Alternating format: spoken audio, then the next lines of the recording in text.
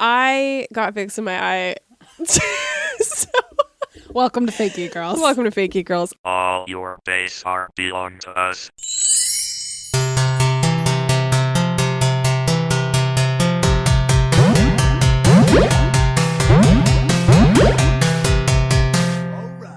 It's not in my eye. It's just the fumes are in my eye. I can smell it. Hello, and welcome to Fake Geek Girls, a podcast looking at nerdy pop culture from both a fan and critical perspective, encouraging the things we love to do better. I'm Missy. I'm a writer, and in high school, I watched Fruits Basket, and I love Kyo. And I'm 33 years old, and I watch Fruits Basket, and I love Kyo. I'm Mary, a marketer, and like literally the same. I love Kyo so much. I can't handle it. It's like my love. I love other people, but my love for Kyo knows no bounds. True. Today we're talking about the first half of the Fruits Basket manga by Natsuki Takaya and the original anime series, which debuted in 1998 and 2001, respectively. The story follows Toru Honda. I can pronounce things, but I will forget. Toru is a young girl living in a tent on the property of the Soma family after the death of her mother. It happens. Toru is this upbeat and almost frighteningly compassionate girl who ends up moving in with the Soma family. Specifically, she moves in with Shigure, Yuki, and Kyo.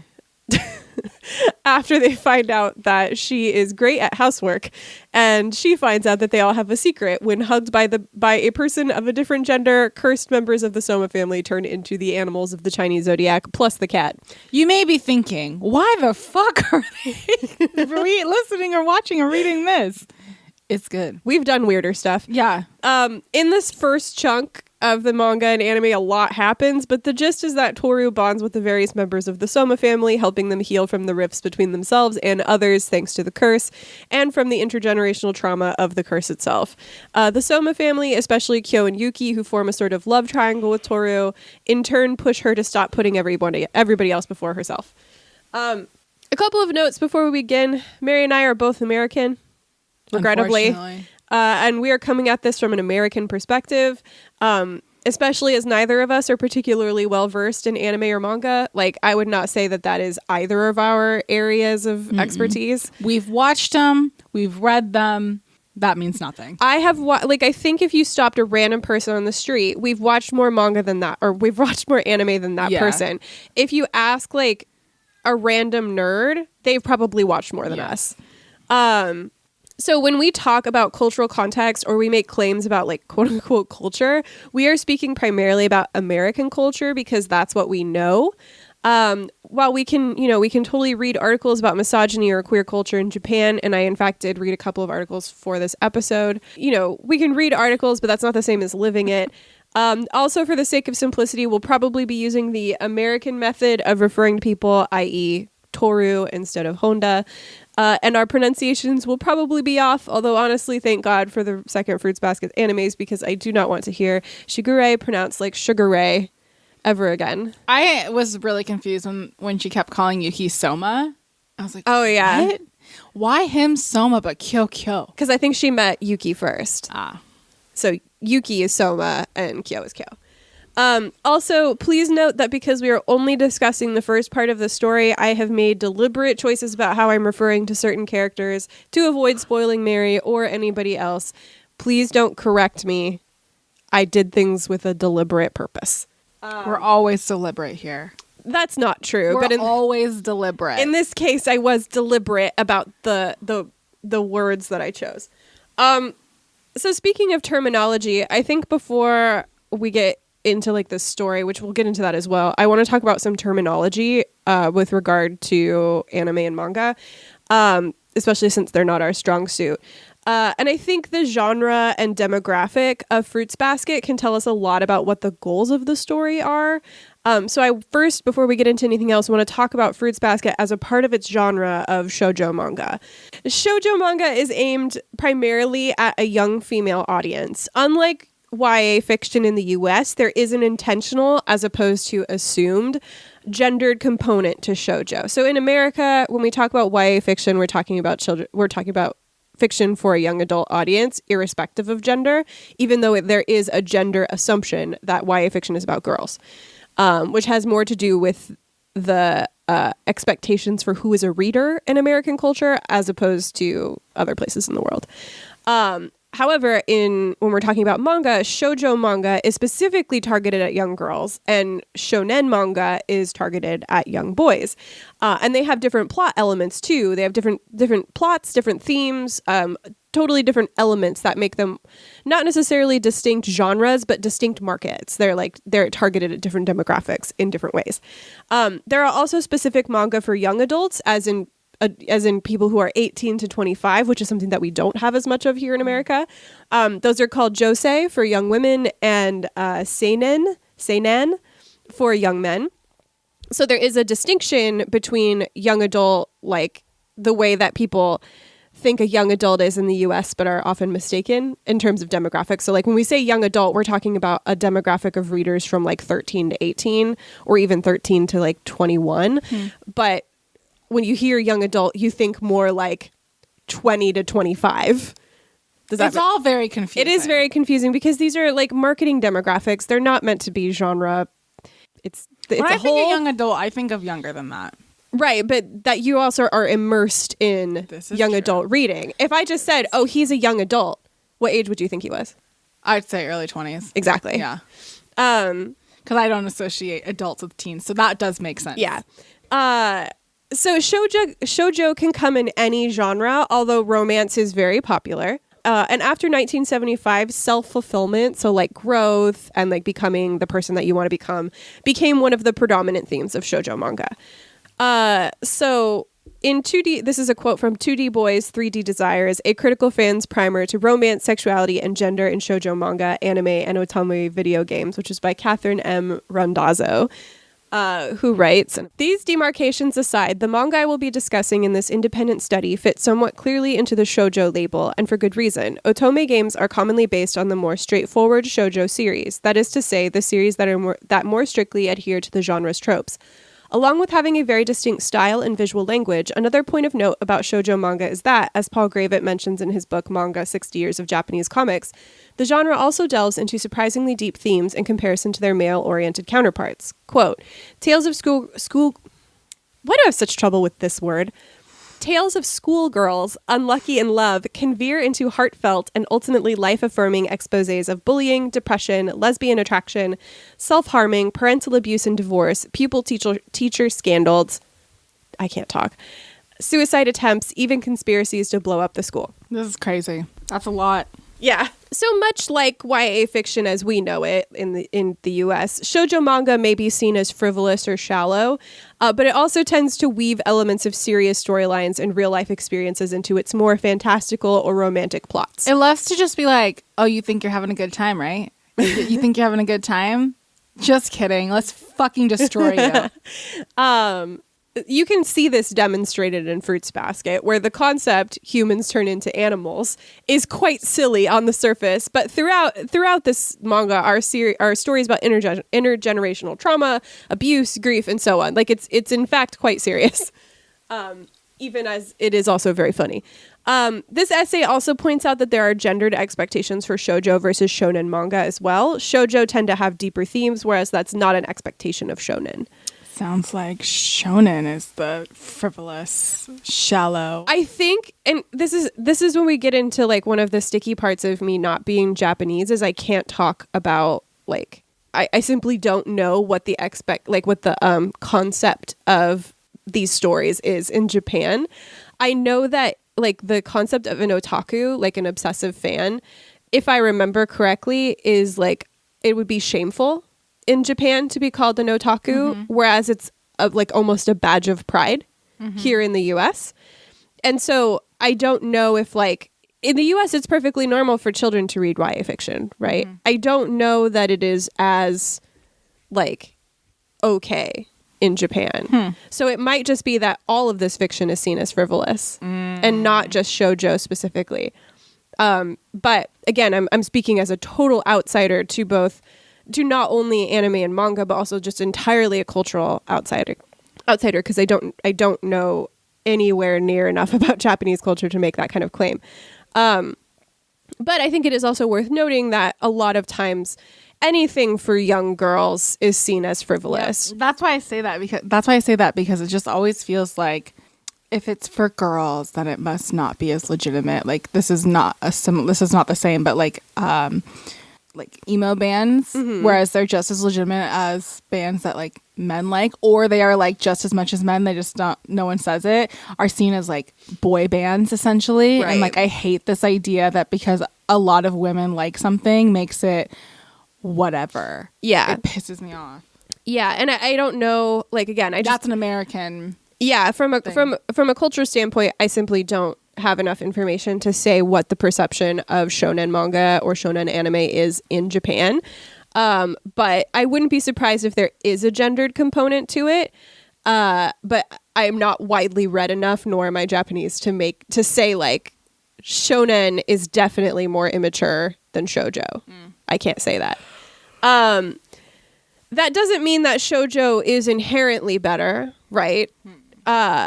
Only that there is an expectation that shoujo will handle more complex issues than shonen. So I think a way to think about this is that rather than shoujo just like being better because it's shoujo, it's more so that with if you're sitting down to read a shoujo manga, there's an expectation that it will have some of these deeper themes. Whereas if you're sitting down to read shonen, you may not have that expectation. Well, that's good because things get so fucking depressing. You're like, at least I know then. You can always escape into shonen. And I think there's a lot of claims that you can make from this, right? The myth that girls mature faster than boys, therefore they can handle more mature themes, for example. But again, I want to be wary of making these claims about a culture that isn't mine, especially because I did not research that angle. We sure do like to lately do things that are not necessarily our culture. We Yeah. have the UK. Now we have Dairy Girls. Dairy Girls. Shout out to all those listeners to the Dairy Hell Girls yeah. episodes from Ireland. I hope we didn't embarrass ourselves. Too bad. No one said anything. No one said anything, so I'm just going to operate under the assumption we did a great job. Or they're just like, well, they're American, so they can't. Yeah, they gave us a pass. We're American. Our school system sucks. Also, new Dairy Girl season's coming out, so be prepared, everybody. So ready. I think it's enough to know that that there is this expectation that shoujo manga will dive into these themes. Especially because something like Fruits Basket looks and sounds really silly on the surface. Like, yes, it does. The premise sounds silly, and if you look at the art, you're like, oh, that's some silliness. That's some typical young anime. Yeah. And that, that may change the way that the audience around the world would interact with something like this. Like, if there is, in Japan, the expectation that shoujo will have deeper themes, it may not be such a surprise to a Japanese reader that it goes into these darker places, whereas an American viewer, such as myself, is kind of blindsided by the back half of the anime suddenly being so fucking sad. I'm talking about the first anime here. Just so sad. So this is a quote from Girls Return Home, Portrayal of Femininity in Popular Japanese Girls Manga and Anime Text During the 1990s in Hana, Yori, Dango, and Fruits Basket, which is by Kukhee, who writes, being a shoujo in Japan not only requires behaving according to one's physical age, but it also necessitates behavioral traits that are related to kawaii, cuteness. John Treat explains, quote, the word most often associated with this shoujo culture is kawaii, or cute, unquote. Though the term cute may be associated with a more positive, outgoing attitude in the West, the Japanese idea of cuteness includes a degree of weakness that makes the shoujo dependent on others. According to Sharon Kinsella, the terms cute, kawaii, and pitiful, kawaiso, may produce similar reactions in Japan. Quote, although cute was principally about childishness, a sense of weakness and disability, which is part of childishness, was a very important constituent of the cute aesthetic. In fact, cute and pitiful were often the same thing. Again, here's an example of a major cultural difference. Cuteness in the US may have an association with naivete. It's one of those words that I learned by reading, and now I'm not sure how it's pronounced. Can I just tell you, every time you say blank, blank, blank in the USA, I hear whatever you're saying, anarchy in the UK, but it's whatever you're saying in the USA. No, it should be to Bruce Springsteen. Two different. Cuteness in the USA. Cuteness in the USA. Cuteness in the USA. As if it's some punk ideal. So cuteness in the US may have this association with naivety. We're going to go with that. I think it's naivety. Or youth, but it doesn't necessarily have the connotation of weakness that Choo suggests it does in Japan. And that's very interesting when looking at Fruits Basket, which is very much a shoujo manga. It's very, very cute and concerns a lot of characters who are, in fact, very naive and, for a certain definition, weak, right? Yeah. I don't want to use weak here as a purely negative word, especially because of how I want to apply it. Think of, when I'm saying a character is weak, think of it more as a state of development rather than a judgment about like trauma responses making you not a strong person. That's not what I'm trying to say. What I'm trying to say is weak as a stage of development rather than as a strong, weak binary. It's just we don't have a word for it. I mean, there's probably a highly specific word that I could choose to use and everybody would be like, what the fuck does that mean? But I don't know what that word is and I didn't look. Missy's also like, what the fuck does that word Exactly. So when looking at Fruits Basket, especially where we are in the story, about halfway through in the manga and through just the first season of the anime, we're seeing a lot of characters who could be classified as weak, not in terms of physical strength, although that could also be true of some of the characters, but in terms of emotional development. It feels like a lot of all of the behaviors is extremely toxic. And I don't mean that like this is toxic. I mean like let's work this out. Yeah. There's been a lot of toxic shit happening here. Yeah. One of the clearest examples of this I think is Kyo. He's physically strong, right? He can beat up anybody except Yuki. But he responds to every single stimulus, negative or positive, with fury. Like he flies into a rage about anything. It doesn't matter if Toru gives him a fucking compliment, he's mad about it. His weakness then isn't physical, right? And it's not that he's passive. It's his entire lack of self-control and the way that self-control hurts other people and isolates him that can be read as weakness, not the fact that he's physically weak or that he's naive. So do you think that when he finds his self-control, he will finally be able to beat Yuki? Or do you think it's a thing that's like mystical of he can never beat the rat? I think it might be a mixture of both. And I've had some things spoiled about the ending for me, but not everything. I don't know what the actual outcome of this Yuki Kyo fight is going to be. But this is my theory. As a method of demonstrating growth on both of their parts, I think eventually they're going to refuse to fight. That's probably like the mature thing to do. Yeah. But I really want to see Kyo win. I think if Kyo wins, it will be because Yuki has chosen to let him win. Not in the way of like letting him think he's won, but like Yuki's not going to feel the need to fight him anymore for this position. Yeah. That's my thinking. But that anger that Kyo feels and that violence, especially in the anime, which is like, it features a lot more physical violence than the manga does. That anger is often framed as immaturity, right? Like it's never showing Kyo is justified in the way that he behaves. It's shown as immaturity. It might be funny in a way that I think aligns with the idea of cuteness, is just like, oh, it's so cute how he can't control his emotions because he is just a weak little baby. That's just Kyo being Kyo. Yeah. But it's not framed as a positive. Like it's not being Miley. He's just being Miley. It's not like his anger is not framed as a positive in any way. The only time it is when he was able to get over it and tell Toru something like, yes, like don't always be so selfless. Please be selfish. Which yeah, please. Yeah. Please, Toru. On the other hand, you have a character like Toru, who is cute and sweet and charming, but also literally physically weak and extremely passive, right? But at the same time, her compassion and her empathy are incredibly strong, probably the strongest in the entire show. The only time I had a hard time with her empathy, where I was like, this is too much for me, is when she, and obviously in the original one that we're talking about, when she went to Akito and was like, I'm so sorry. And I was like, he doesn't deserve it. Yeah. Like, it went too far, Toru. You've gone too far. And like, not to mention that she has survived these huge losses, so much so that those losses then feed back into her being passive. Overcoming that weakness is something that Kyo begins to teach her, encouraging her to be selfish and to look out for herself as well as other people. He's not saying only look out for yourself. He's saying look out for other people, but also look out for yourself. You're important too. I love him. So whether intentionally or not, I think Takaya, the mangaka, is doing something really interesting here within the shoujo genre.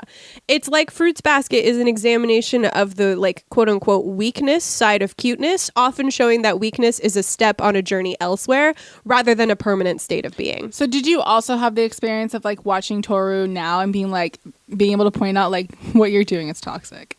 Yeah. And I think that as a kid, maybe I wouldn't have internalized that as much. Especially because I think if I relate to any character in Fruits Basket, it's Toru. Sometimes I'm just like, wow, that's Missy. Yeah, that's like, you, dude. If you put the two characters I think that are the ones I would relate to most are probably Toru and the Ritsu's mother who owns the hot springs. I would agree. But I would also say your inner self is Kyo.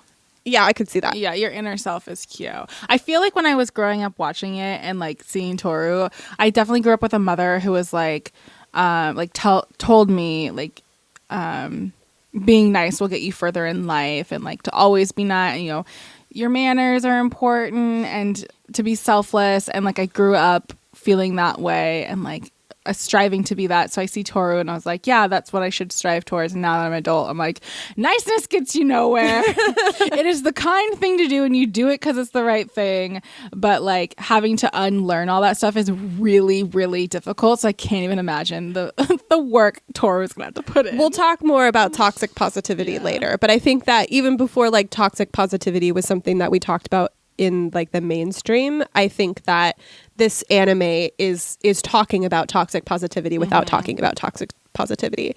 But yeah, I think watching this as a teenager, I was not cognizant of Toru's behavior as being toxic, and like how self-destructive to an extent that they are. And now watching it as an adult, I wish that I had had more of the story to kind of, because it ends at an unfortunate point where like you don't see the back half of that growth. And I wish that I had seen that earlier. So this kind of go on being slightly better versions that they were. Yeah. Which doesn't work. So this is a quote from Japanese anime heroines as role models for U.S. youth: wishful identification, parasocial interaction, and intercultural entertainment effects, which is by Srividya, Ramasubramanian, and Sarah Kornfield. Apologies for my pronunciation of that name. I did my best. Remarkably warm characters who maintain an indomitable optimism, selflessness, friendliness, and a clear vision of morality, shoujo heroines are engaged in pro-social behaviors. Pro-social behaviors are, quote, desirable and beneficial to other individuals and or to society at large, unquote. As such, pro-social characters are essentially positive role models. Shoujo heroines not only maintain pro-social behaviors, but they also teach the other characters to behave pro-socially. For example, in Fruits Basket, the heroine, Toru Honda, first befriends an angry, bitter boy named Kyo, and then teaches him how to look for the good in others, start friendly conversations, and develop healthy relationships. Moreover, the heroines have pro-social mottos or slogans that they repeatedly state throughout the series. Using Fruits Basket as an example again, Toru's mottos are, be safe, and Toru Honda never gives up. She doesn't. This raises an interesting question for me. Are the characters of Fruits Basket, especially Toru, role models? No, absolutely not. Yeah, I agree. No. And aspects of them are, but no. The thing is, like, I want to be a compassionate person like Toru. I genuinely want to be a compassionate person like Toru. But the thing is, Toru doesn't realize how unhappy she is until she meets the Somas and she has support of her own. Maybe her friends. Yes. And maybe Momiji. Yes. Because Momiji is very like, I want to be happy and I want to make the best of my situation, but also like, you need to take care of yourself. Yeah. Unless it's my mother. Yeah. I think that I don't think any of these characters are role models in the sense of I want to be just like them, but I want to aspire to the strength that they commit themselves to. Yeah, I mean, I think what Tora is going through is like she's going through a lot, but the strength that she has to have to just even like just live her life is admirable. She's just not using it correctly. Like, I don't admire Kyo's behavior. No. I admire every time. Like, there was one episode, I think this is from the newer anime, so sorry, but there's a scene that I think we watched last night where his rage meter, like he has like a visual rage meter, and it fills up to the top, and you can see him just about to explode, and then he chooses not to, and the rage meter goes back down. Yeah. That is the admirable trait. Yeah. The desire to indulge in that behavior and then to choose not to do it. That's what he's working to. Yeah, that is the role model part. Yeah. It's not acting like Kyo. Just like with Toru, it's the part being selfish is not, or being selfless is not the role model part. The role model part is that when she realizes I have to take care of myself to take care of others. She's gonna get there. They're Yes. all gonna get there, but right now, no. You're right. For most of the characters, I don't think that they are role models, right? But I think that has more to do with Toru's flaws being more palatable and accepted. Yeah. Especially when we think about her flaws as gendered. Toru is unendingly kind, no matter how much it may harm her. She's always patient, she's always giving, but I think the story actually does this really good job of showing us that that can be harmful too. It does do a really good job. Yeah. Of that, which I think is why I think that the new one is maybe more effective, because I think a lot of people have the tools to now actually understand that, as opposed to when we were younger, at least at our age, didn't necessarily have the tools to break that down. Nor do I think that the original was doing it better. Right. And like, I think there's a certain extent that you could argue this. Like, I think that there are cultural differences coming into play, given what I know of like Japan's work culture and like the fact that they're a more collectivist country than the US. But I can't speak in depth on that. But I think it's worth noting that there are also cultural influences that may shift our interpretation somewhat. So it's easier to look at Toru up front and say that's a role model, right? Like if you're a parent showing Fruits Basket to your child or watching Fruits Basket with your child and you see Toru's behavior and you're like, oh, she works so hard to take care of people, that's a role model. But what makes her interesting to me is how the people around her correct her and show her that she is loved and that she also deserves care. Especially her friends. Yeah, which to me is the actual role model part, not the fact that she's kind. It's in fact very easy for Toru to be kind. It is almost a coping mechanism. Exactly. To me, the greater example of Toru as a role model is not that she's upbeat and empathetic and kind. It's when she recognizes that those things are hurting her and she lets other people help her value herself as much as she values others. That's what makes like the scene when she decides like it's okay for her to say she wants to go back home instead of living with horrible people. Like that was such a strong scene because of that. She would rather suffer than consider herself a burden. And that is when she finally says, I want to go home, that is a moment of tremendous strength for Toru, even though it's something that would be quite easy for somebody else. Yeah. It would be nothing to Kyo. Yeah. Kyo would be like, fuck you, I'm out. Yeah. Right? And Yuki would just leave. Yeah. Toru doesn't have that, she doesn't have that confidence to just walk out on something like that. She would stay because she doesn't want to be a burden to the Soma. Like, it's almost surprising that she wasn't like, I'm going to go home to my tent. Yeah. Because she would be so afraid to ask. If her tent hadn't been destroyed, I think that's probably what she would have done. Yeah. Like even, and again, this is in the new one when she's afraid to ask if she can stay over New Year's. Girl, you've lived there. Yeah. You lived there.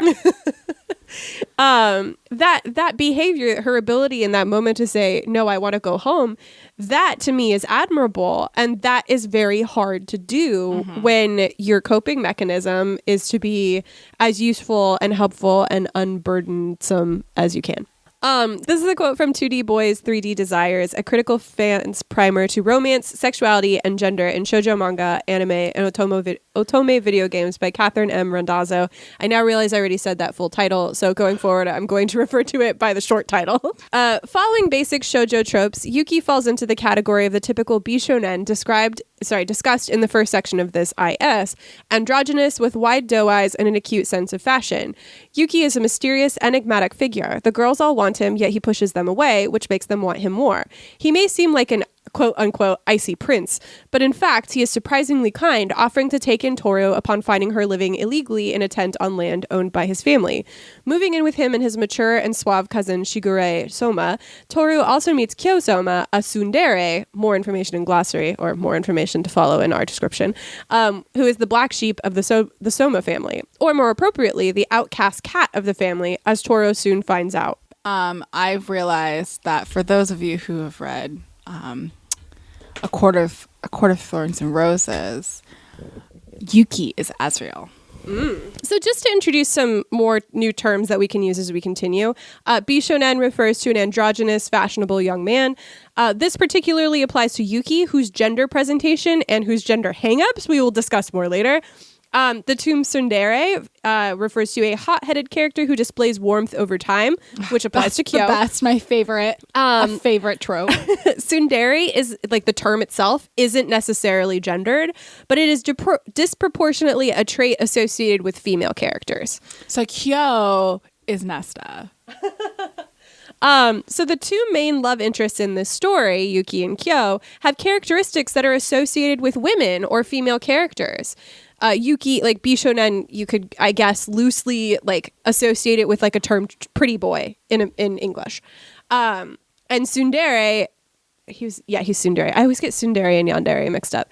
And then tsundere being disproportionately applied to female characters, that means that both of these love interests for Toru are in some way associated with traits associated with women. We'll talk more about the series' treatment of gender a bit later and definitely into the next episode, but I did want to note these definitions here in case we want to use these words later so that you're not like, hey, what the fuck's a tsundere? Or what the fuck's a bishonen? I've heard Bishonen before. This is another quote from 2D Boys 3D Desires by Katherine M. Randazzo. Another reason that Fruits Basket defies shoujo convention is in its portrayal of incest, which is not illegal in Japan, though not exactly encouraged. Moral ramifications of this aside, those with the zodiac curse can touch each other without transforming, leading to instances of incest between some members, all of whom are Soma cousins. Along with these reasons, Fruits Basket is also an outlier within the world of shoujo due to another aspect of love oftentimes overlooked within the genre, its spotlight on platonic love between those of different sex and gender. But the romance, or lack thereof, between the boys and Toru is not the focus of the plot in the slightest. As the plot goes on, it is revealed that there is far more to the Soma curse and to each character's life than meets the eye. So notably, the age of consent in Japan is 13. So some taboos in our culture are different in Japan. And again, this is not to say that incest or sex with people under 18 are celebrated in Japan. That is not the point that I'm making here. I just want to be abundantly clear. I am not saying that these things are looked upon fondly in Japan. I am only saying that they are not illegal. But this is a very clear cultural difference, and it paints, for example, the way that Shigure lusts after high school girls in a different light, right? It is different for Shigure to lust after high school girls to an American audience who's like, Shigure is a criminal, versus potentially to a Japanese audience who is like, he's a pervert. Yeah, they like to use the word pervert, and I just think it's slightly different. Yeah, the connotation is different there. You can be a pervert and not do anything illegal. You can be a criminal and also a pervert. Shigure occupies one space in Japan and a different space in America. He would be a perverted pedophile. Yeah, exactly. But that it doesn't carry this. It can be like it's perverted, but it's not criminal. Yeah.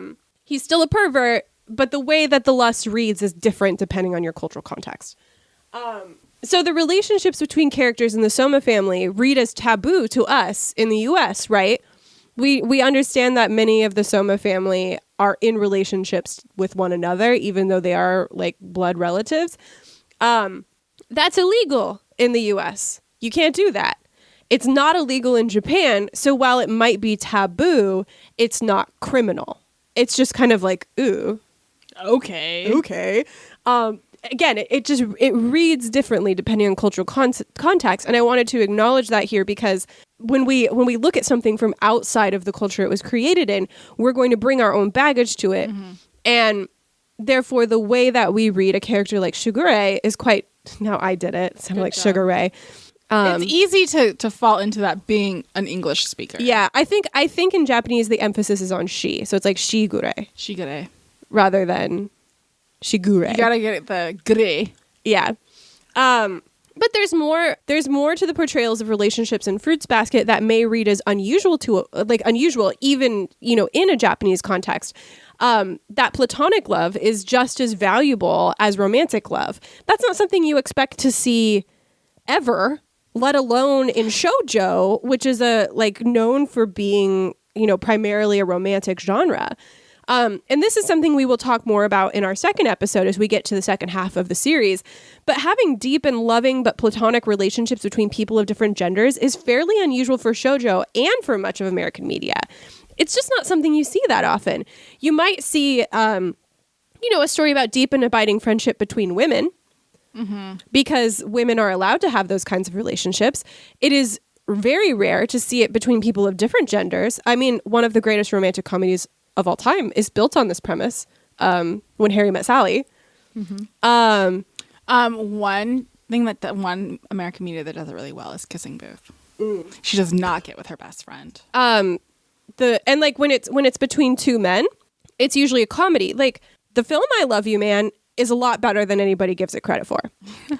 But it still has to play off of it's almost a joke. Exactly. There's a self-consciousness about the fact that this man doesn't have any close male friends. It's a bromance. Yeah, it's a bromance. It's just bullshit. Yeah, there's some self-consciousness there on the part of the movie. And that's I'm talking about American media here, but you don't really see platonic love between people of different genders. It's just not something that you expect. We expect, when it comes to watching something and expecting romance, if two characters of different genders interact, people are shipping them, right? Yeah. Whereas you have characters like Korra and Asami who fall in love over the course of a series, and people say it comes out of nowhere because they don't have the expectation of characters of the same gender, and they're not thinking when those two characters are consistently writing each other and only each other, they're just thinking, oh, good friends. Exactly. Which is just bonkers to me. They're clear. I was watching, I'm just oh, this is how they fall in love, right? That's not necessarily the case in Fruits Basket, where characters can have very intense relationships regardless of romantic or sexual attraction. And recognizing that platonic relationships are healthy and transformative is actually baked into the story.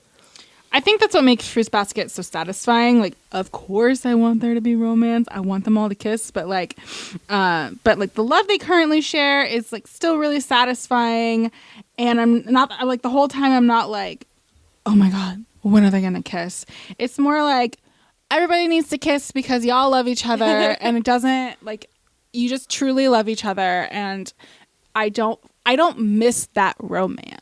It just makes the when Kyo makes her leek soup, it just makes that so much more impactful because it is obviously romance. I could watch Kyo make leek soup and be more fulfilled than if they kissed each other on the mouth. I know, right? It's those things where it's obviously he likes her, but that's also him just being a good person. And it's just so good. And I think it's one of the things that the show does really well is that it gives me that satisfaction without the romance, and that's hard.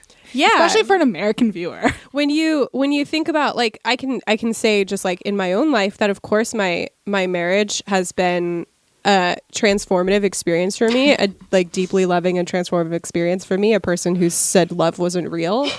But also, this is not exception. This is also my relationships with my friends are beautiful, transformative experiences.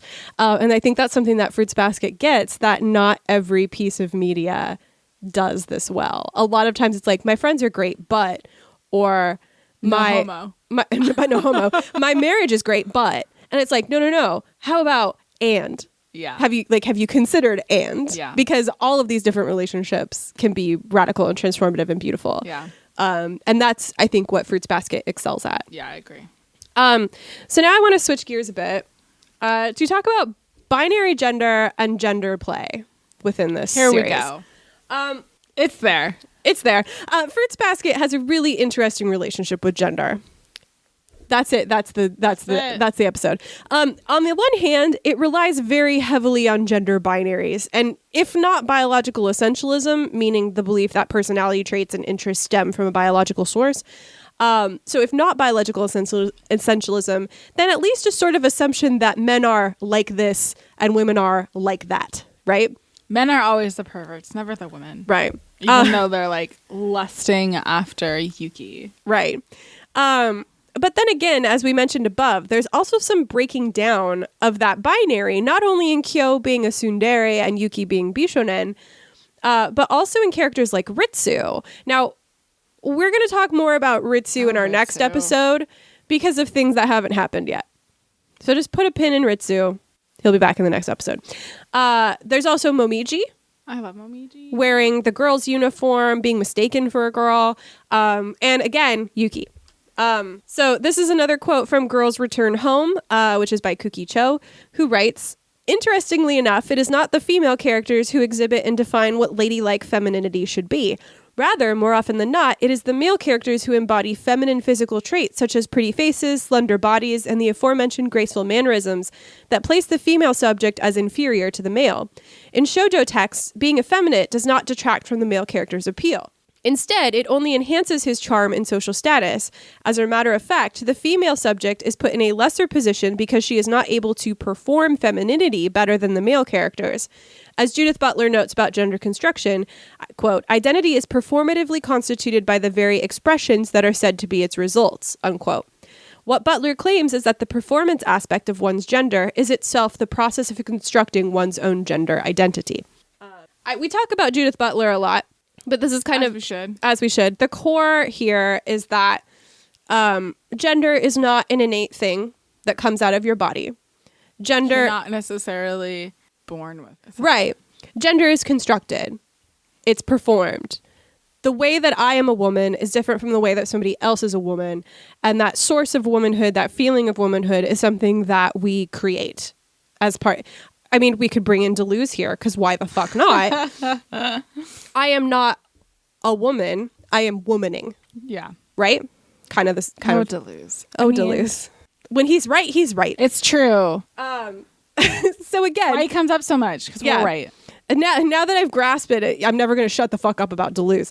Well, it's like really satisfying. Yeah, and well, I think it's a genuinely like I agree with it. When you can wrap your mind around what the fuck he's saying, it's like, okay, yeah, you're not wrong. It kind of feels like a much more optimistic version of we're all really just dying. Yeah, we exist in a state of becoming. Yeah, not dying. Yeah. Again, we have the popularity of bishonen characters in shoujo manga as evidence of this quote, right? Yuki is not especially masculine until he's fighting Kyo.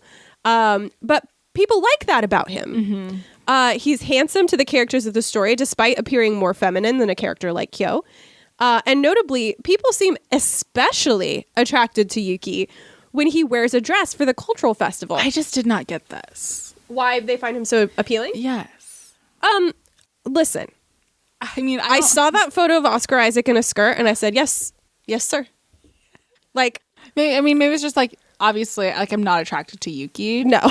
So maybe it's just not my thing. I think, well, okay, think of it this way. It's not the dress that makes Yuki more attractive. It's the fact that he's wearing a dress. Yeah, no, I don't. If I see a man wearing a skirt or I see a man wearing a dress, I have a different concept of that man than I do in a suit. Okay. That tells me something about the man. Okay. And they want him to be his sweet prince. Yeah. Yuki wearing I'm sure there are some people who saw, we're talking about fictional characters in a fictional story, but I'm sure there are some people who see Yuki in a dress and go, that's hot. Like the fact that Yuki is hot and he's wearing a pretty dress, that itself is hot. Best of both worlds. There's also Yuki's wearing a dress that tells me something about the kind of person Yuki is, and that something is attractive to me. Yeah, except if you look in his eyes. And then you're like, absolutely not. He's not having a good time in that dress. Not having a good time. So something about Yuki's feminine traits and the way that they are like amplified by the dress makes him more appealing to these characters. We can't say for certain exactly what that is for the characters in the story, right? But Yuki does have a different appeal from Kyo, who is more stereotypically masculine. And, what does this tell us? But that people like different kinds of men, right? Yeah. Not everybody is. Mary and I are not attracted to the same kinds of men. There's overlap, of course. Sure. But we are not universally attracted to the same kinds of men. Like, really opposites, to be honest. Like I'm thinking of not like necessarily like fictional looks. Men. Yeah, I'm thinking of more of like you like a man covered in blood and I like a man covered in blood that's not his. Right. So yeah, we have like overlapping tastes, but they're not the same. We both like a man covered in blood. Yes. But maybe not the same reason. The source of the blood is different. Yeah, we're normal. But Yuki also struggles with how people read him, especially when he wears a dress, right? He has a whole conversation with Toru about how it's not a compliment to call a man cute, which is interesting in light of what we said earlier about cuteness having a connotation of weakness in Japanese culture. Yuki in particular, but also Kyo, seems put off by alternate forms of gender expression. I have a theory as to why that is, but it involves something that doesn't happen until the back half of the series, so just put a pin in it for now. Just for now, it is interesting that the younger Somas seem weirded out by, say, Ritsu or Ayame selling dresses to men, whereas Ayame is clearly chill with it, right? And while there's a lot going on with Ritsu that we'll save for the next episode, he also seems at least comfortable in his clothes, even if he is ashamed of why he wears them. And please note that my choice of he, him pronouns for Ritsu is, again, deliberate. He uses he, him pronouns in the original anime, but as we know, the original anime has some issues. So I did choose the pronouns deliberately, and we'll talk more about this in the next episode.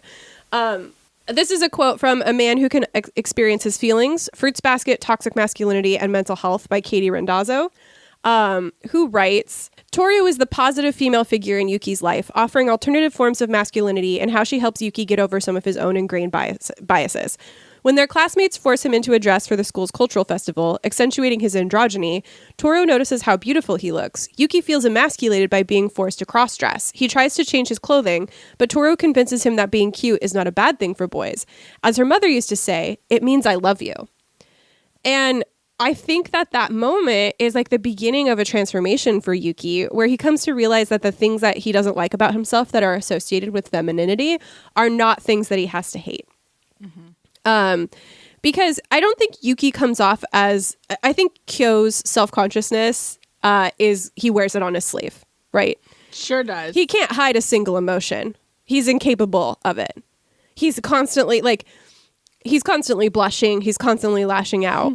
The same is not true for Yuki, who is very difficult to read. He keeps his emotions in check. And I think that this moment when Toru tells him, calling you cute it's not meant to be like demeaning. It's another way of saying I love you. That's a potentially transformative remark for Yuki, who has come to associate that idea of cuteness or androgyny with something negative, especially because of his older brother, who is like so wild and out there and androgynous. And so this moment when she effectively says, no, the things that you hate so much, I love them about you, is a moment for him to start to learn to love those things about himself as well. Mm-hmm. And that's like kind of beginning to bridge these negative feelings he has about his looks, I think, but also his personality, and the things that he associates with femininity. Because there are not a lot of women in Yuki's life. I mean, yeah, it's just why is it in the zodiac there's so few women? I don't know about that. Is interesting. Mm-hmm. It is interesting. It is sure. I will say we can talk about that next time. So like that moment I think is really important in Yuki's development, even though it passes rather quickly. So just to switch gears a bit, I have titled this section "Portrayals of Femininity," or "How did they make Toru not annoying?" I loved this. When you just describe Toru on the surface, sounds unbearable. She sounds like she should piss me off. I should be mad that this character is so relentlessly upbeat. She loves housework. Everybody expects her to do housework, and she loves to do... Like, I should hate it. I should be furious, right? It should make me feel like I did when... I don't know if you worked there when this happened, when an old coworker just was like, "Don't you just love to do your husband's laundry?" And I was like, I fucking hate it, actually. I don't love to do anybody's laundry. The idea was that she loved to take care of him, and I like there's fundamental differences between that and Toru. Mm-hmm. In fact, I fucking love Toru and I would die for her. I love her so much. We talked a bit about Toru appearing perfect on the surface. She's kind, she's empathetic, she's hardworking, etc. But her flaws are also quite present, right? I think the fact that her like kindness and her empathy and her selflessness is part of her flaws really helps her not feel annoying, because it's not like the way it's written is not like she's all those things and I as a viewer am seeing that. It's like she's all these things and this show is showing me, the viewer, that is a flaw. Right. I'm not sure that her flaws being present would be enough to explain how she ends up not being super annoying. She's relentlessly upbeat. She fixes everybody's problems, and her sort of can-do attitude could so easily be grating. But somehow they're not. I fucking love Toru. Much like her friends, if anybody said a mean thing about Toru, I would fight them in the street. And this is why, despite the fact that he is a child, I cannot stop hating Hiro. I'm so sorry. I hate Hiro more than every character on the show. I think that's fair. And I dislike Hiro, but I feel like if Hiro had his own show and he was 25 years old, I'd be down for it. Yeah, he's so mean. I can't. He's a literal child and I need to let it go, but I just hate him. I'm sorry. He's so insecure that it almost feels okay. But it's Toru, so like I can't abide him being so mean to Toru. And I think that her friends, Toru's friends, are a big part of what makes her not annoying, because we see how much people love Toru and we want to love her too. Just want to be accepted. Yeah, like we see how much her friends love her and we're like, yeah, same. She deserves it. She's also constructed in a way that is really easy for me specifically to identify with. I also love cats. And I used to get upset about cartoons like Tom and Jerry or Sylvester and Tweety because I liked cats and the cats were always like kind of the villain in those stories, and so I didn't like them. The reason Missy and I relate to Toru, different. I mean, I like cats too, but I was never like, not many people are like Missy and Toru. I have cat brainworms. Literally. The cat litter got to you. Yeah, literally cat brainworms. Much like making your protagonist a reader will make readers like them more. Like this is just like if you write a book and your character loves to read in it, readers are going to like your character more than if she hates books. Why all readers love Emily Henry, because she writes about about authors. So much like that, Toru liking cats so much that she's a bit weird about it makes me like her more, because I too love cats so much that I'm a bit weird about it. Like it's almost cringy, but it works. Like how can she be cringe and be like, oh yeah, it's not cringe when Toru does it. This is the representation I crave. Yeah, as girls who like cats a little too much. Yeah. When I was a kid, this is just a fun story about me. I told everybody I was going to grow up and marry my cat, and the reason was because they didn't know that there was like a difference between platonic and romantic love, which works for this. Yeah, so like you were going to platonically marry your cat. Yeah, I thought that I loved my cat more than anybody else in the world, so the person I loved the most was my cat. Therefore, who did I want to grow up to marry? My cat. It just made sense. I was a very small child, but I remember this distinctly because I think everybody thought I was weird for saying it. Well, you are weird. I also said I was going to grow up to be a panther, so it's a cat and a panther. Yeah, it was fine. It would have been fine. A lot of what I like about Toru as a character comes not just from the fact that she is quite literally a nice girl, right? Because she's literally a nice girl, but also because of how being a nice girl is treated within the narrative and what that is doing on a thematic level. I think my most Toru moment when I was younger would be telling my parents I would lay down my life for a mountain lion. Yeah. Top 10 Toru moments. It's not because I love mountain lions. It's because I remember it is because I felt it's unfair for people. This is an elementary school. This is me. This is an elementary school Mary. Unfair for people to come move in to someone else's home and then kill them because you now want You're right, home. though. I am. This is a consistent argument on my next door. Because people keep moving in from cities and then being like, How do I keep the raccoons out? You don't, Babe, they're home. you put a lid on your garbage can. Yeah. You tape it down. You moved here? Yeah. What are you doing? So like that's You're gonna have raccoons. That's my Toru moment, and that is my ultimate parents finding out who I am as a person. But before we get too deep into the positives, I think it is worth acknowledging some of the criticisms of Toru's character, with the big one being that she is essentially playing mother to Shigure. Shigure. That's what it is. It's the emphasis on the she. Shigure. Kyo and Yuki. She is Wendy to Truly. these Lost Boys. Truly. She cooks, she cleans, she solves their emotional and family problems. While they are clearly grateful, they don't pay her, which makes her sort of a live-in servant. Yeah. She is Wendy and Hiro is Tinkerbell. And oh my god, and Akito is Hook. Oh my god. While they're clearly grateful, they don't pay her. Again, which makes her sort of live-in servant. Yeah. It makes gestures like Kyo making her leek soup when she's ill extra impactful, but it also feels like there is an expectation that she will behave this way. Even if she likes it, we have to remember that she is written to like it, right? She's not a real person. She doesn't have actual likes and dislikes. And that is not the same as a real person enjoying domestic tasks. Like the coworker who said that she likes caring for her husband and therefore she likes to do the laundry. Does she really like to do the laundry or does she like caring for her husband? Because those are two different things. She likes, I feel like maybe I didn't explain that as well as I'm thinking about. She likes to do that because, and this is no just to anybody's religion. I want to make this clear, but this is only just to this person and the way in which she performed her religion. Mm-hmm. It was very much like, my religion tells me I need to be, like, literal words, subservient to my husband. Therefore, I should be, and I'm serving God by doing his laundry, and that makes me happy. And like, cool for you, but there's some like fundamental issues that I personally have. You know, if that's you, if that's what you want to do, whatever. But I do think that there's this argument reminds me of an argument that I don't think is had so much anymore, but maybe when like a third wave feminist type of argument of that women who choose to stay at home aren't actually choosing to stay at home. They're doing what women are expected to, when really some women choose to be home to take care of their home and their children, and there's nothing wrong with that. That's still a job. Right. And to me, Toru very much feels like somebody who's chosen to do this because it legitimately makes her happy. It is definitely the way that she shows love to other people. It is her love language. So which makes Kyo making the leek soup even more intense. He's speaking her love language in that moment.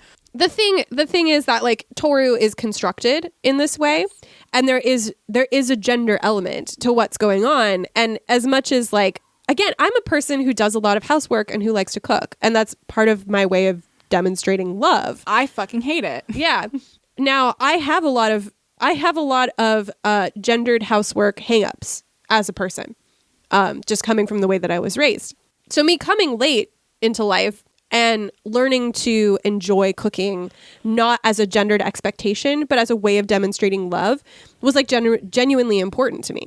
Yeah, and see, like you had such an opposite reaction to that, because I was told as I grew up,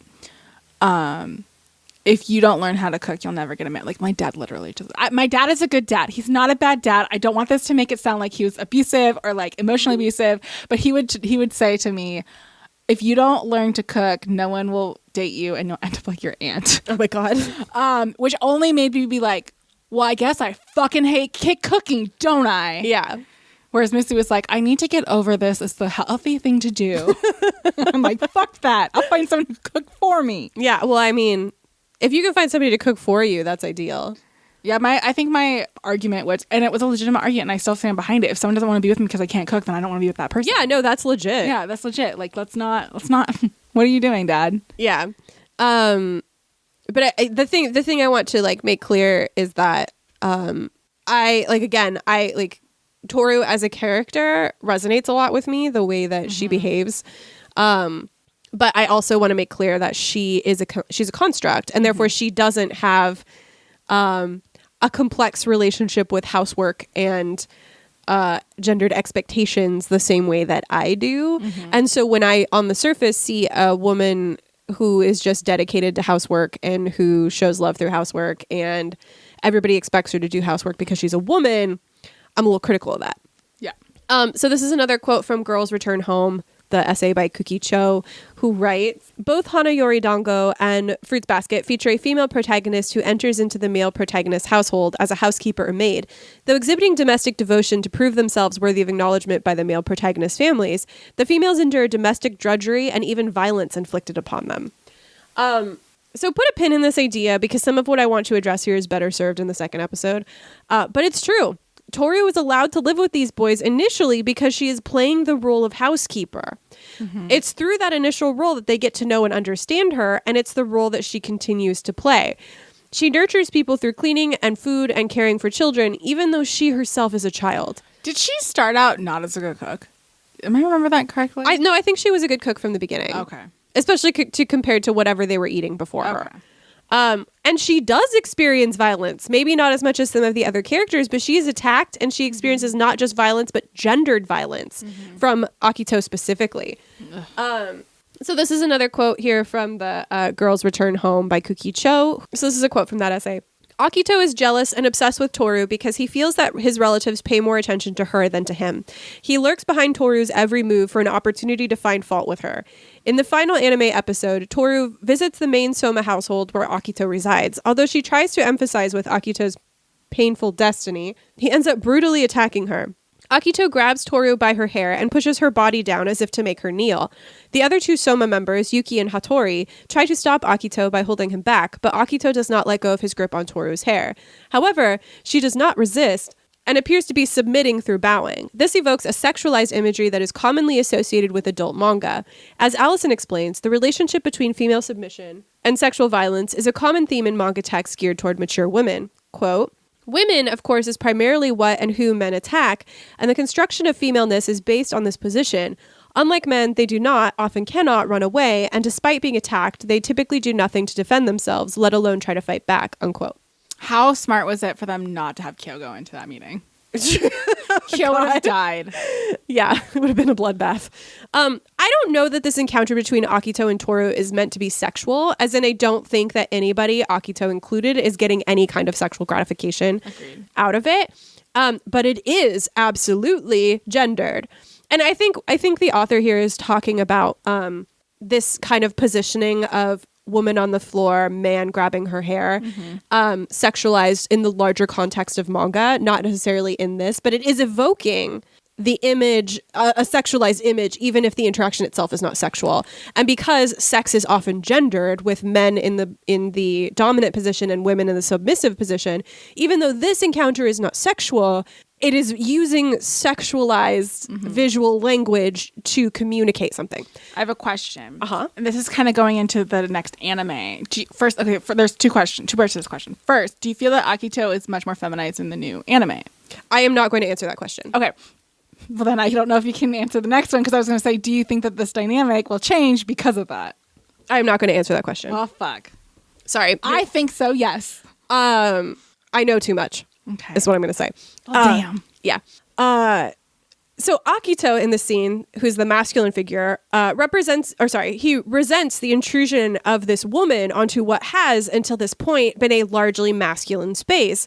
And because of that, he grabs her by her long hair and forces her to submit to him. It's also notable that the language that Akito uses when talking about Toru is he calls her ugly and unappealing. And it's kind of like, that's where you go? In the manga, he calls her a monster, right? I think so, yeah. Toru in this scene takes the submissive / feminine position, but in contradiction to the association of cuteness with weakness that we've been talking about, she does not actually submit. Nope. She is in the submissive position, but she is not submitting. She loves Akito as fiercely as she loves everybody else. This is where her weakness is strength. Exactly. As much as this, I'm like, girl, there's no way you can feel this. But like Toru, like this is where her weakness is shown in the show as strength. Right. She is exhibiting something often referred to as radical kindness or radical empathy or compassion. She is responding to hostility with kindness, and that act can be transformative.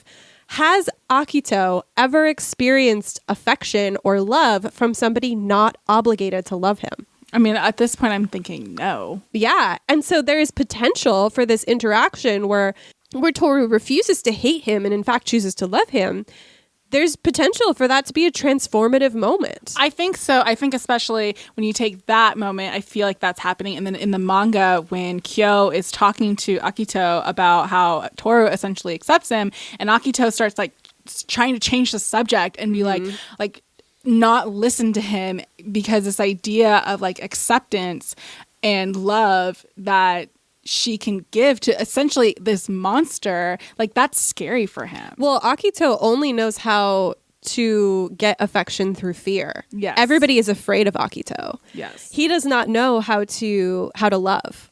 And that's something that Toru can do so easily with like no thought, that when she's literally being physically threatened, she's still like, I love you. He doesn't know how to respond to that. Yeah. He's never seen anything like that. And so that is a moment of radical potential for Akito to change in the future. Now, one thing I want to talk about very briefly is the fact there are problems with the idea of radical kindness, right? For one, in this instance and in many others, it's gendered. It also puts the responsibility on the person being harmed. Like, yeah, it would be great if we could all, love our oppressors into not being oppressors anymore. But the fact of the matter is, like, me screaming I love you at a misogynist is not going to change their mind. And like many times it'll do more damage to yourself. Exactly. And of course, there are some conflicts that simply can't be solved with kindness, right? I mean, not to talk about like stuff going on in real life, but that poem from the 90210 girl to Vladimir Putin. Oh, the like, if I was your mother, it's girlfriend. Like ultimate, the worst. Like, that's not gonna fix it, right? You are just, I don't even know what you're doing. I want to say like you're trying to call attention to yourself, but I don't really think that's what it is. I think it's this absolute white. Yeah. Yes. It's something. But, and this is an important one. This is an important one that we also discussed in our episode on Steven Universe. We have to understand that this show isn't proposing radical kindness as a solution for all the world's problems, right? It's showing that it is an option. It is not saying it's the right move all the time. It's saying, here's an alternative. Because, again, Akito has never experienced this before. All of Yuki and Kyo's fighting, all of Akito's abuses, all of the camaraderie between the Soma family doesn't fix their many issues, right? Nothing is fixing that. But when Toru attempts to understand Akito, she has a breakthrough that nobody else has really had. It's not the only solution, and it wouldn't have happened had she not already had breakthroughs with other members of the Soma family. But it is a start, right? It's something. So I know you've had a lot already spoiled for you, and so maybe this is going to be the same situation which we just had. But do you think that possibly this radical kindness, radical acceptance is what's going to lead to breaking the curse and Kyo gaining his self-control and Akito just fucking off? I cannot answer that question. I didn't think you could, but I thought I'd ask it anyway. I know answers to some of that. I don't know no answers to all of it. And so I don't want to accidentally spoil anything by answering any part of it. Okay. I'm going to finish the anime in a week because I need to know these answers. I can't do that with the manga. But people who are familiar with the whole story are probably like, they know what I know.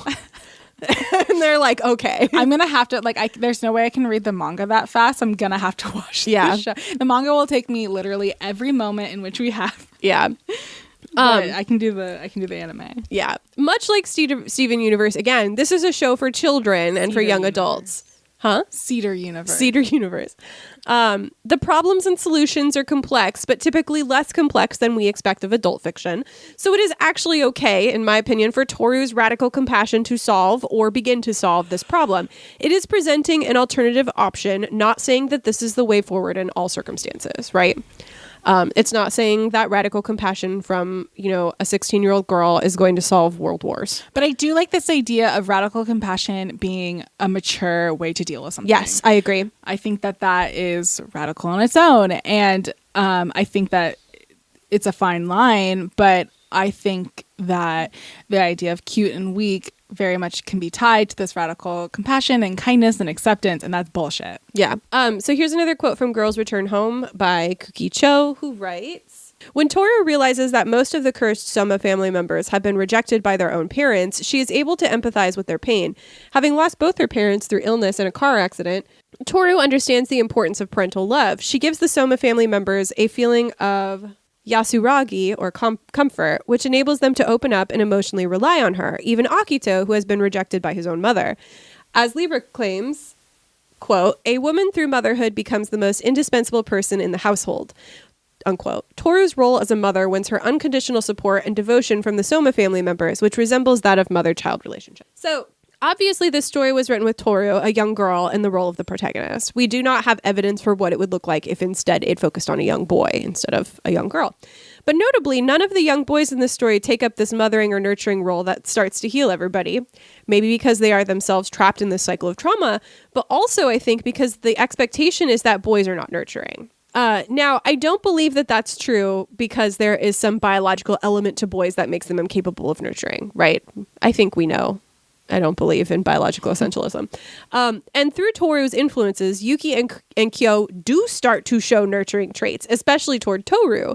But I think it's worth noting how easily Toru becomes this mothering figure, as well as a recipient of both romantic and platonic love, which is kind of the role of a mother, right?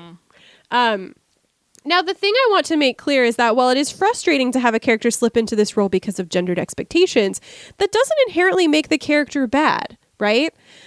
In fact, I would argue that Fruits Basket is doing something very interesting in being shoujo by dealing with masculinity and femininity and by making Toru this very compassionate and feminine figure who is nonetheless very strong. It feels to me like this whole series really is about untangling misogyny from trauma and cultural teachings about women and femininity. I so totally agree with that. Just snaps. Yeah. I can't fucking snap. I'll do it for you. So I go to poetry readings and it's just soundless. You could probably get an app. Just snap for me. Again, we won't be able to discuss all of the evidence for this in full in this episode because of events that come later, but we can talk quite a bit about Toru. So this is a quote from Shoujo Feminism, or How I Learned to Love Women and Myself Through Shoujo Manga, which is by Naoko Hoshi. Now, I also had to do a blog for one of my classes, and I always feel like when you publish something as part of a blog for a class online, you probably don't expect it in a podcast. So I apologize if you're like, oh my God, I can't believe this got quoted somewhere. I just had to write it for an assignment. It's good. Obviously. You did a good job. You did a good job. So Hoshi writes, what I ultimately think is the radical feminist portrayal of shoujo manga is the reevaluation of feminine selflessness and the potential of a feminist politics based on selflessness. Kite alludes to the revolutionary potential of women's selfless girlhood. Quote, if gender theory is correct, then the key to women's liberation may not lie in reciprocity of otherness. Instead, women will be liberated by creating new social conditions that will forge alternative to men's current conception of the relation between self and other, unquote. I would argue that women are already at the forefront of such movements, which seek to break down the oppressive boundaries of self and other. As Emily Gardner, among many other ecofeminists, notes, quote, from its early stirring in Victorian England to contemporary times, one of the most striking characteristics of the animal rights movement is that the majority of its activists are women, unquote. I had a whole class on ecofeminists. It's very interesting. It's just one of those things you rarely hear about. So when I hear, I'm like, yeah, I know what that is. It's intense and it is very difficult to be like, yeah, I can get behind that. So anyone who can, like, whew. So as you may have heard me talk about before, I get really frustrated with suggestions that women behave in a more masculine fashion to achieve more. Things like lean in culture, like stop using exclamation points in your emails because it makes you look weak, that kind of thing. Every time I use an exclamation point, I'm like, good thing I work with all women. On the one hand, yeah, those are practical tips for being taken seriously, right? Sure, I acknowledge that. On the other hand, why is the way I choose to express myself the problem rather than the way that expression is received? Yeah. Why is the onus on me to change when I'm expressing myself in a way that feels natural and comfortable to me? Yeah, I feel it's important for someone to know the tone in my voice. Yeah. I feel it's important for someone to know, like, when I'm excited for something, especially since I'm a person who I really feel like as a whole, our culture doesn't give gratitude very well. Mm-hmm. I don't think that we tell each other like when and this could just be my own need for gratitude, but I don't think that we tell people like when we truly appreciate each other. And I feel like that simple use of using an exclamation point for me is like, I'm letting you know I truly am excited about this, or I really appreciate what you've done, without me saying I really appreciate that you have done this for me, because and like I understand that a lot of my desire to do these things is in like it comes from cultural concepts for gender. I want to be seen and understood in a particular way that is not like you can't disentangle it from my gender. But at the same time, why is my gender and my gender expression the problem? And the answer is it's not, right? This is not the problem. But things associated with femininity are devalued in our culture. Therefore, they are seen as a problem. Hoshi argues here that in shoujo manga, the exploration of feminine selflessness has radical potential in that it celebrates rather than denigrates the traits associated with women. Instead of, for example, looking at Toru and saying she's weak because she cares so much, if she punched Akito, all this would be over, it says her compassion is her strength, and when others emulate that compassion, the world is transformed. Again, the role model here is not Toru's toxic behavior when she is like sacrificing herself to the point of, being sick. It's the fact that other people see that there is strength in her compassion and begin to emulate it. Again, I want to be clear here that compassion and nurturing are not inherent traits to women. Women can be cruel and callous and murderous, and men can be kind and nurturing, and anybody anywhere on the gender spectrum can exhibit any of these traits. They are treats. These traits, because we are not just a product of our genitalia, but also our minds and experiences and hormones and nature and nurture and so on, right? We're very complex beings. We're not in a vacuum. We don't live in a vacuum. There's always forces exercising on us, and we are always exercising forces. Always being exercised. I wish. Not because I like exercise, but like a Constantine exorcism. That's what I mean. Two different things. But what Hoshi argues, and what I think Fruits Basket is showing, is that instead of devaluing the traits often associated with women, shoujo manga celebrates them and makes them a source of strength. So while Toru is cute in both the American and Japanese sense, in that she's sweet and pretty, but also maybe a little weak, that cuteness isn't a flaw.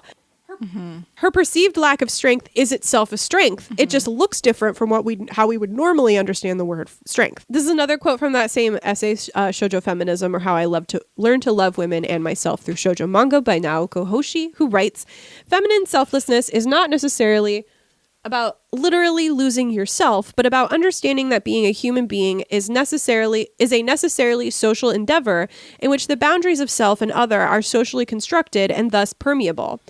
Indeed, as Midori learns throughout the series," she's referring to a different series here, where is it? "It is through her relationships with others that ultimately give her the power to flourish. We learn to like ourselves through liking others. In realizing my dependency on others, like Midori does, I can become not only a better feminist, but perhaps a better person and live happily ever after." I think that this, like, the person who wrote this should be really proud, because I feel like this really encapsulates like the fourth wave feminism of like embracing just because it's a stereotype of women, like, you can still embrace it, and that can be a form of power. And like that's a lot of what I'm getting from this person who's writing, and like that works really well for like what Toru is doing and how we see her as a character. Yeah. In Kisa's episode of the original anime, Yuki and I think it's Toru have a conversation about how sometimes it takes affirmation from another person to begin to love yourself, which flies in the face of a lot of what we hear in American culture as you can't love anybody until you love yourself.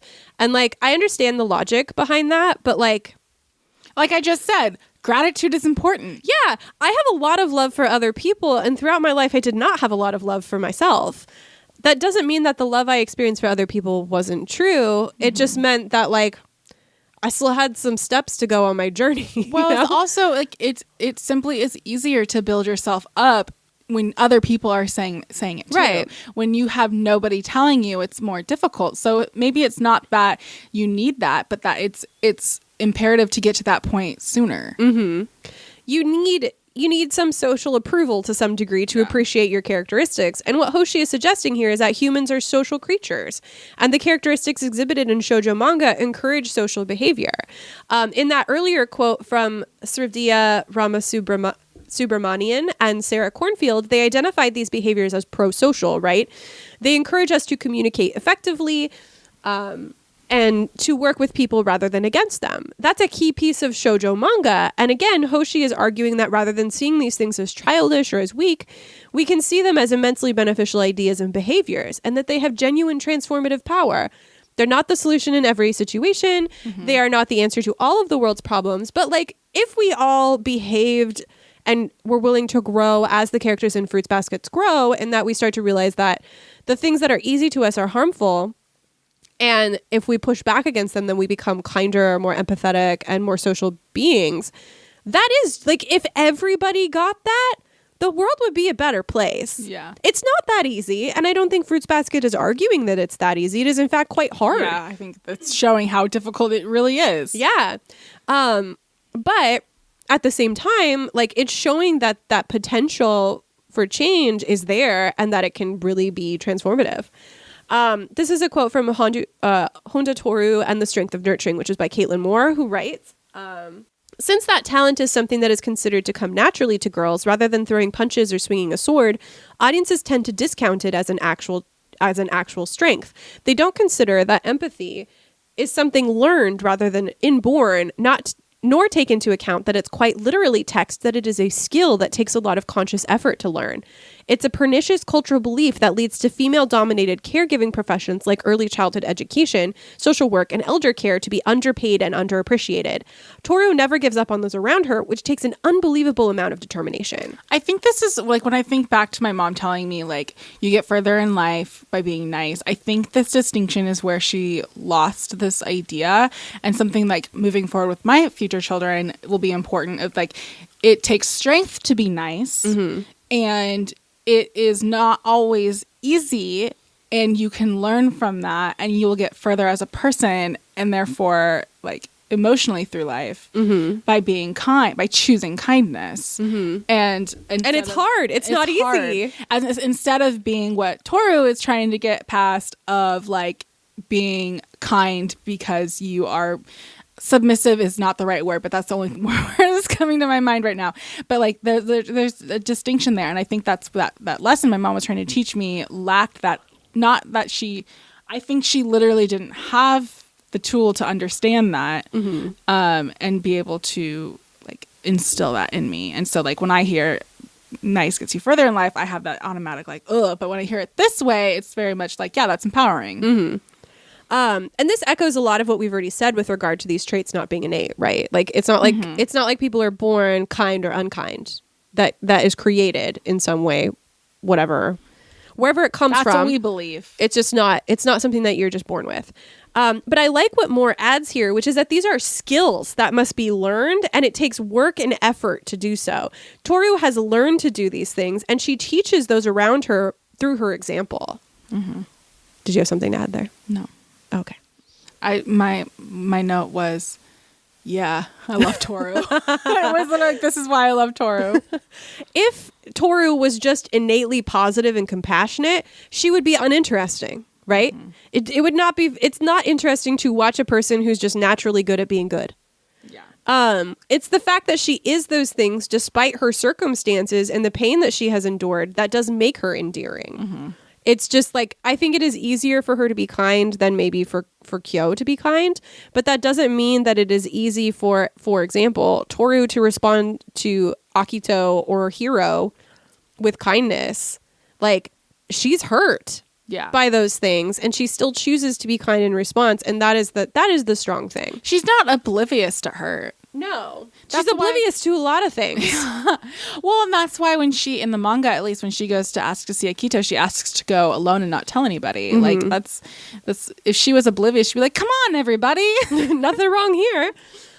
This is a quote from The Always Smiling Girl, How Toru Critiques Toxic Positivity, which is by Olivia Livy Burke, who writes, Toru is established quickly as the type of person who will push her own feelings and struggles aside so that she can put others first. While she puts on a happy front, she herself is struggling, homeless, grieving her mother, and exhausted from overwork. When Yuki Shigure and Kyo-soma take her in, she insists that she is fine and makes a point to cover up her true feelings with kindness and a smile on her face. This sort of behavior is one kind of toxic positivity. Toxic positivity is essentially the belief that no matter what is going on in one's life or around them, one must maintain a positive mindset. While it's good to try to look on the bright side, forcing oneself to be optimistic 100% of the time can do more harm than good, as it forces the individual to suppress their true feelings and ignore their own needs. In Toru's case, she pushes aside her struggles with her trauma and mental health in order to help her friends. That's why we all need a Kyo in our life. It's true. What I think is easy to overlook here is that her efforts to be kind to everybody else are great, but it's because of those efforts that Kyo, Yuki, Uo, and Hana are able to reciprocate. They each make a point of either telling directly or showing how Toru has impacted them through their actions, right? Like, they make it pretty clear, Uo and Hana especially, that without Toru, they'd be different people. Mm-hmm. They were living very different lives. Yeah, especially Uo. Yeah, especially Uo. Though they might not be saying thank you in the most explicit way, they are expressing gratitude by returning all of the love that Toru has shown them in their own unique ways. Uo does not become Toru. No, I was surprised in how mean she was. Uo? Yeah. She was so mean. And Toru managed to love her out of it. I know. It was just crazy. She was really showing Uo a different way to be. And so was Kyoko, for that matter. Yeah. They don't let Toru poison herself by only helping others. In their own ways, Kyo's insistence that she be selfish and open up, Uo and Hana's protectiveness, Yuki's more verbal appreciation and the amount of time he spends with her. Mm-hmm. Through all of those things, they're showing Toru how loved she is, and they push her to love herself as much as she loves others. It's so true. I love this show. I just love this show. It's so good. And this is a quote from the same essay, The Always Smiling Girl by Olivia Livy Burke, who writes, "While the people she loves grow because of her, Toru grows with them as well. Instead of being reduced to an unpaid therapist and constant shoulder to cry on, or for the other characters who get more development, Toru learns that her hopes and dreams are just as important as theirs." I think it would be a poor reading to take away from the show and from the manga that the way Toru acts is because she's a woman and that it's a good thing to be that selfless. I think that would be a poor reading. Yeah. The show is championing feminine traits and kindness, but not at Toru's expense. There is a balance to be found between someone like Toru and someone like Kyo when we first meet him. And they push each other closer and closer to finding that balance over time. I love them. Seeing a character as kind and beloved as Toru is really validating, and that's nice, but it's more interesting and important that her being beloved doesn't mean that her loved ones let her off the hook for not caring about herself. Sometimes love is hard work. Marriage is hard work, and so love is hard work. Like, you can't deny that. There's some Twitter discourse going on at the moment about what is meant by the phrase marriage is hard work. Really? Because some people understand it to mean that marriage is unpleasant, and some people understand it to mean that being in a relationship can mean sometimes that you have to do things that are uncomfortable for you. I don't think unpleasant is the word I would use, but I would say sometimes marriage can be, I was about to say difficult. It can be not its best. I wouldn't use unpleasant. Yeah. Well, there's an association between work and unpleasantness. I see. When I say that marriage can be hard work, I mean, it is hard work when I have had a bad day to not snap at my husband because that is indulging in my basest instinct to let off steam. It can be hard to not do that. Yeah, when I think marriage is hard work, I think and ultimately love is hard work, in that I think that not everybody is going to see eye to eye, and it's important to realize the sacrifices that need to be made. And how do I explain this? I've never thought about what this means because of you just feel it. Mm-hmm. To me, it feels more like, I don't know how to explain it. I think work is not bad. Yeah, I don't think that, work is not bad, and it's not always going to be easy, and there's going to be ugly parts of it, and there's going to be ugly parts of all of us, but the work is getting past those and finding the good at the other end. Mm-hmm.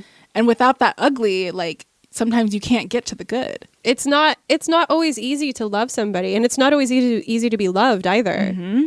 I see it as my mental health makes me really hard to love sometimes. And my husband comes at it with absolute I don't know how the fuck he does it in just such ease that it's just sometimes I have to recognize the care he gives me and that I'm like, I'm not giving that same care back. Yeah.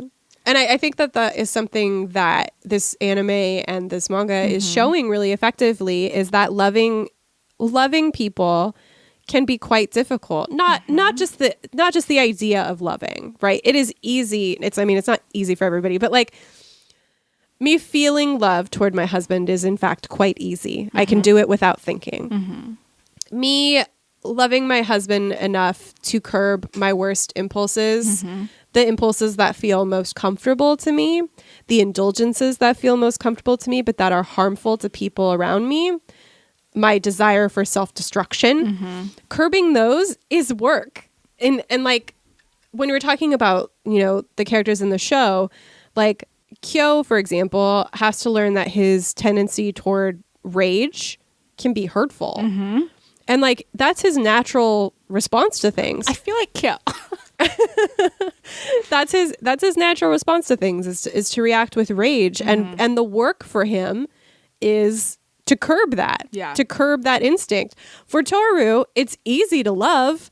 It's not easy to love herself. And so the work that she has to put in is paying as much attention to herself as she pays to everybody else. That's difficult for her. That's work. That's love. Like, it is very easy to feel love. It is a lot harder to express it. Not just in saying I love you, but in the actions that go along with that. Kyo's learning though. Yeah. A boy learning. Not just in the way that Toru loves, but the way that people love her, because for them, love is telling her to stop doing so much of the things that they love about her because they care about her as much as she cares about them. Yeah. To them, love is saying, stop caring about me, care about yourself. And I think that's what's so important about her friends and Kyo, especially because they verbalize that. Yeah.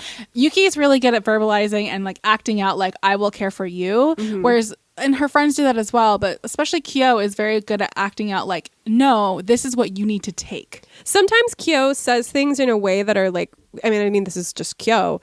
They're too harsh. Like he says things in a mean fashion. But Toru needs to hear them said directly. Yeah. She needs to hear, stop. Yes. Don't do that. Yes. Like, it's not the way that, like, I would prefer to be spoken to. And I'm sure it's not the way that most people would prefer to be spoken to. And I'm sure if Kyo was more emotionally mature, he could express it in a way that is, like, even more impactful for Toru. He's not there yet. No. So, for him to say, like, stop, you're being stupid, like, that's hard for Toru to hear. That's work. But she has to hear it. But I think there's also this sense of, and like I fall into this like this idea that's toxic of that Kyo is angry and mean. Therefore, when he says something like that, he truly means it. Yeah. Whereas Yuki might just be being nice. Yeah. Yeah. Anyway, Fruits Basket's a good show. It's such a good show. It's a good manga. It's so good. It's just a good. Yeah. It's very good. Do you have anything else to say? I watched Turning Red, which is the new Pixar movie where the young girl turns into a red panda, and it has influences of Fruits Basket. So if you like Fruits Basket, go watch it. It was so cute. It was so good. Also takes place in 2002, and it's great. So that's going to do it for this episode. You can find us online at fakegeekgirlscast.com, which has all of our previous episodes, such as our Steven Universe one, which I feel like is a nice pairing for this one. You can also find a link to our podcast network, Penwitch Studio, which has lots of other great shows for you to check out. If you like this podcast, consider leaving us a review on your podcast service of choice. It's a nice thing to do. It's what Toru would do. It's what Toru would do. She'd do it every day. Every single day, a new review from Toru. Next time, we will be doing the remaining chapters of Fruits Basket, as well as the second anime. We're going to do our best to hold to that schedule. There's a lot of Fruits Baskets, y'all. I don't think anybody would be upset, Missy. Yeah. I think they would all say, do what's best for you. What would Toru do? I'm going to be Kyo and be like, if this is going to harm you, then we can push it back. Yeah. Well, I'll see where I'm at by the end of this week. Because I mean, I have to read it too, and I'm much slow, but you do way more than me. So I'm a busy girl. You are a busy girl. After Fruits Basket, we will be doing Eclipse. The torture continues, and then we will be doing Saint Maud, followed by probably The Matrix. So the Keanu-sance continues. I just rewatched The Matrix, so I'm going to have to watch it again, but like really watch it, not my like half-ass watching it. But it's okay because, as I said, Keanu Reeves is a babe in that movie. I'm not into the sunglasses and trench coat, but like his face, babely. I love that. I love the babely. So that's it. Catch on the flip side.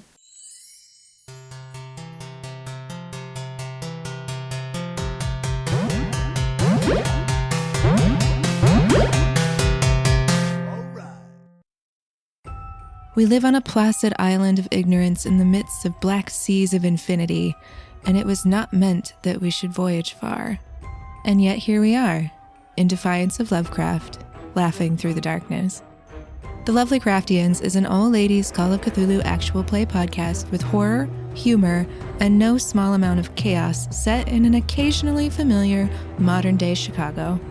Brought to you by Wampus House Productions and the Penwich Studio Network, you can find The Lovelies on Spotify, Apple Podcasts, or your favorite podcatcher, or anytime over at lovelycraftians.com. And remember, you never roll sanity alone here.